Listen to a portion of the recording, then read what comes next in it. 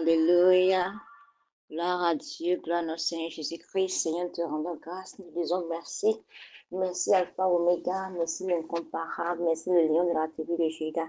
Merci de nous avoir encore réveillés sains et saufs. Merci de nous avoir préservés toute la semaine dernière jusqu'à ce matin, jusqu'à cette nouvelle semaine, Seigneur. Tu mérites la gloire et l'honneur. Tu mérites tout, Seigneur Jésus-Christ. Oui, à toi la gloire, Seigneur, à toi l'honneur, à toi la magnificence au plus haut des cieux. Oui, toi qui nous as gardés jusqu'à ce moment-ci, nous te disons gloire et honneur à ton Saint-Nom. Seigneur, nous venons à toi avec toutes nos incapacités, avec toutes nos faiblesses, tout péché que nous avons commis en acte, en pensée, en parabole, qui pouvait empêcher ta gloire qui peut empêcher ta présence ce matin. Seigneur, lave-nous, purifie nous par ton précieux sang. Ô Saint-Esprit, viens régner, viens prendre le contrôle de toutes choses. Nous ne voulons rien faire sans toi. Nous ne voulons même pas prendre un pas sans toi ce matin. Saint-Esprit de Dieu, viens régner, viens prendre le contrôle de toutes choses. Au nom puissant de Jésus-Christ, nous avons adoré le Seigneur. Shalom frères et sœurs, je nous salue ce matin dans le bruit précieux de notre Seigneur Jésus-Christ qui a permis qu'on soit là ce matin. À lui soit la gloire et l'honneur. Allons ouvrir nos Bibles dans le livre de Jean 15, 21 qui dit ceci. Mais ils vous feront tout cela à cause de mon nom, parce qu'ils ne connaissent pas celui qui m'a envoyé. Mais ils vous feront tout cela à cause de mon nom, parce qu'ils ne connaissent pas celui qui m'a envoyé. Ils vous feront quoi? Ou bien ils nous feront quoi? N'oublions pas dans les dévotions précédentes, et notre Seigneur Jésus-Christ nous a parlé de ce que nous représentons, de ce qu'on est, du commandement nouveau qu'il nous donne en tant qu'enfant de Dieu, et aussi de comment les autres nous voient, et aussi ce à quoi on doit s'entendre, ce à quoi on doit s'attendre en tant qu'enfant de Dieu, en tant que suiveur de Jésus, en tant que ses disciples. Gloire à Dieu. Donc, c'est pas qu'il prêche, et comment dirais-je, il prêche comme les gens d'aujourd'hui le disent, quand ils vont évangéliser, quand ils vont prêcher, ils disent que donne ta vie à Jésus, tu auras une belle vie, donne ta vie à Jésus, tu auras des voitures, tu auras de l'argent, tout cela.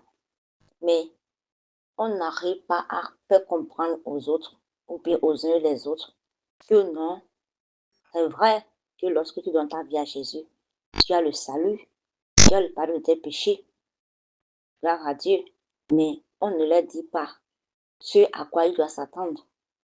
Gloire à Dieu. Parce que c'est lorsque tu décides même de laisser le monde, que le monde va se lever contre toi. Parce que le monde n'aime jamais perdre ses suiveurs. Gloire à Dieu. Donc ceux avec qui tu allais, dans les boîtes de nuit, dans les clubs et autres, mais eux ils ne vont pas se taire. Gloire à Dieu. Mais il faut qu'on sache une chose. Dans tout ce qu'on peut, dans tout ce qui peut nous arriver parce qu'on a donné notre vie à Jésus, nous sommes plus que vainqueurs. Il a dit que dans ce monde, nous aurons des persécutions. Mais de prendre courage, nous avons vaincu le monde. Il a vaincu le monde pour nous. Gloire à Dieu. Et s'il a vaincu le monde pour nous, cela voudra dire que tout ce que le monde va faire pour nous nuire, ça soit nul et sans effet. Alors, frères, alors sœurs, c'est une préparation. Tous ces versets que le Seigneur nous donne, il est en train de nous préparer, tel qu'il a préparé ses disciples. Et mais cette préparation, c'est une extension pour nous aussi, ses enfants, aujourd'hui. Gloire à Dieu. C'est une préparation aux réalités de la vie. Ce à quoi on doit s'attendre en tant qu'enfant de Dieu. Alléluia. Et tout au long de ce chapitre, nous avons vu qu'il a expliqué qu'on va passer par les oppositions, par des critiques, par des rejets, par des maltraitances. À cause de quoi? À cause de notre foi en Christ Jésus. Gloire à Dieu. Et on doit savoir une chose. Quand nous sommes rejetés, quand nous sommes persécutés, quand nous passons par toutes ces choses, ce n'est pas à nous que cela s'adresse directement, mais à celui qui a envoyé Jésus, le Père lui-même. Gloire à Dieu. Qu'est-ce que le verset dit? Il dit, mais ils vous feront tout cela à cause de mon nom, parce qu'ils ne connaissent pas celui qui m'a envoyé. Si seulement ils connaissaient celui qui a envoyé notre Seigneur Jésus-Christ. Gloire à Dieu. Parce que tout ce qu'on fait, ce n'est pas de nous-mêmes. N'oubliez pas, dans le verset précédent, il a dit que ce n'est pas nous qui l'avons choisi, mais c'est lui qui nous a choisis afin qu'on puisse aller. Donc, tout ce qu'on va faire lorsqu'on est en train d'aller faire sa mission, ce n'est pas à nous, mais c'est à celui qui nous a envoyés. Mais celui qui nous a envoyés aussi a quelqu'un qui l'a envoyé. Donc, c'est à lui directement qu'ils sont en train de le faire. Et quiconque se lève contre Dieu va voir la colère de Dieu. C'est pourquoi il a dit, qu'on ne touche pas à ses oins. Gloire à Dieu. Quiconque va toucher un enfant de Dieu va avoir la colère de son Père. On doit le savoir. Donc, tout ce qu'on nous fait à cause de notre foi, toutes les persécutions, toutes les rejets, ce n'est pas à nous qui sommes en train de le faire directement, mais à qui? À Dieu le Père. Gloire à Dieu. Et à travers ce verset, nous pouvons comprendre que notre vie chrétienne, mais que la foi en Christ peut parfois avoir un prix. C'est vrai, il a payé le prix par son précieux sang. Mais nous, en tant qu'enfants de Dieu, la Bible déclare que le serviteur n'est pas plus grand que son maître. Si lui, il a été persécuté, si ils l'ont appelé Belzébul, si ils l'ont maltraité, nous-mêmes, on va passer par là. C'est plus que sûr. Gloire à Dieu. Moi, je ne dis pas que quelqu'un sera crucifié. Parce que quelqu'un me dira que donc cela voudra dire que ils vont nous crucifier comme ils ont crucifié Jésus. Quand on parle de la crucifixion de notre Seigneur Jésus-Christ, les gens peuvent te crucifier pas physiquement, spirituellement. Est-ce que vous savez que les gens même peuvent te crucifier avec leur bouche, avec les paroles qu'ils disent? Gloire à Dieu. Donc le fait que lui, il a été crucifié physiquement, nous on peut subir cela spirituellement. Gloire à Dieu. Mais chacun de nous va passer par ces moments-là à cause de notre foi. Gloire à Dieu. Parce que c'est cela qui montre même réellement que tu es dans le vrai. C'est cela qui montre même réellement que tu es un enfant de Dieu. Si tu es un enfant de Dieu et que tout est rose, il n'y a rien, les gens ne se lèvent pas contre toi, laisse-moi te dire, je suis sûr que tu es en train de faire un compromis quelque part. Parce que si réellement c'est Jésus là que tu suis, il n'y a rien à dire. Il y aura des soulèvements. Le soulèvement par lequel moi je veux passer, ça peut ne pas être la même chose que pour toi. Donc, selon ta mission, selon ce que le Seigneur t'a confié, c'est selon ça que toi, tu vas passer par ces moments-là. Mais dans tout ce que tu peux passer, laisse-moi te dire que tu es plus que vainqueur. Par celui qui t'a aimé. Gloire à Dieu. Et lorsque nous choisissons la justice plutôt que le compromis, la vérité plutôt que le mensonge et la sainteté plutôt que les valeurs du monde, tous ne comprendront pas nos choix. C'est comme ça. C'est que tout ce qu'on fait pour notre Seigneur Jésus-Christ, tous nos choix, nos manières de faire, même le fait qu'on rejette certaines choses, il y a des, comment dirais-je, des opportunités que nous, en tant qu'enfants de Dieu, on dit non, on ne peut pas accepter ça. C'est que le monde ne peut pas comprendre cela. Il ne peut pas. Gloire à Dieu. Mais on doit savoir une chose. On doit se souvenir à chaque fois que notre identité et notre raison d'être se trouvent en Christ et non dans l'approbation des hommes. Que les hommes comprennent ce par quoi tu passes. Que les hommes comprennent ce que tu fais ou pas. Ce n'est pas ça. Mais que les hommes t'acceptent dans ce que tu fais. Ce n'est pas ça qui définit qui tu es réellement. Mais ce qui définit qui tu es réellement, c'est ton identité en Christ.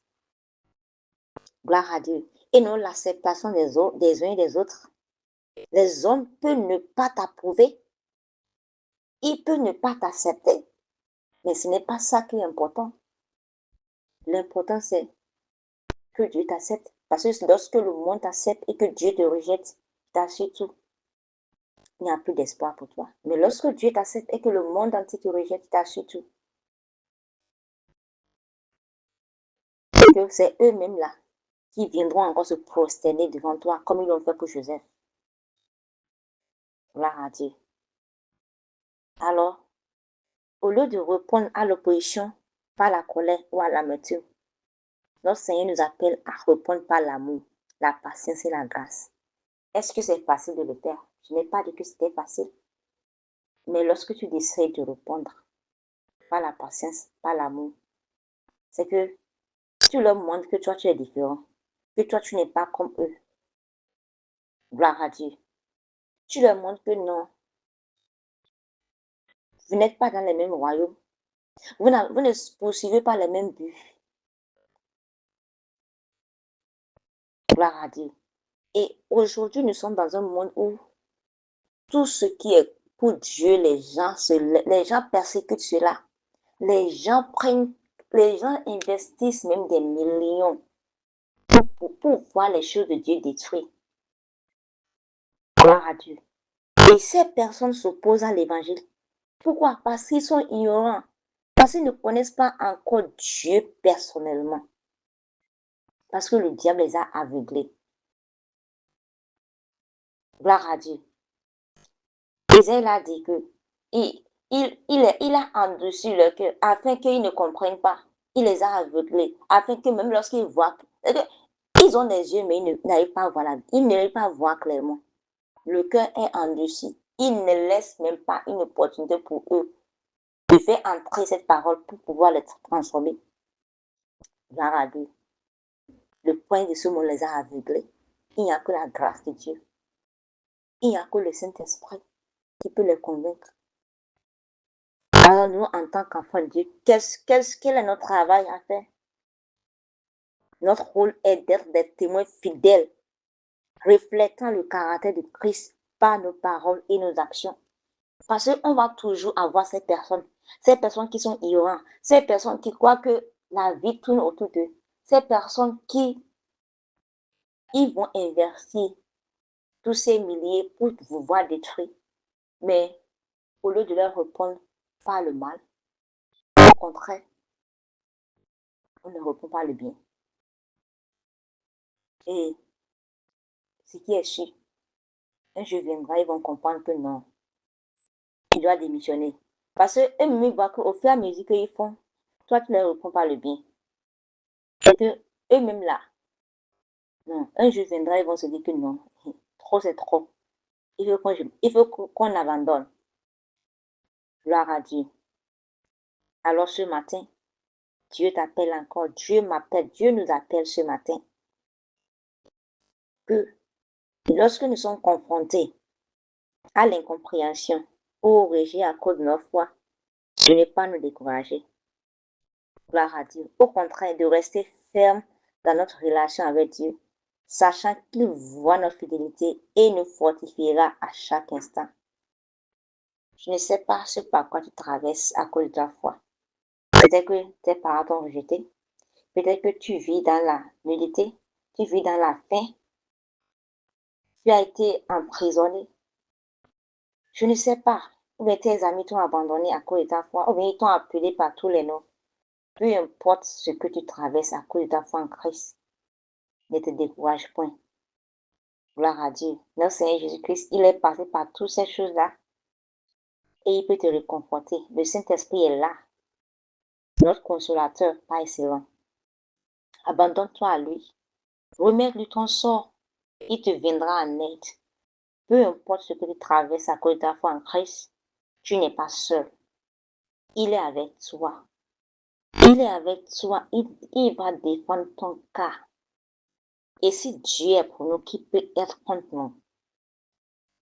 Gloire à Dieu. Qui peut être contre toi si Dieu est avec toi?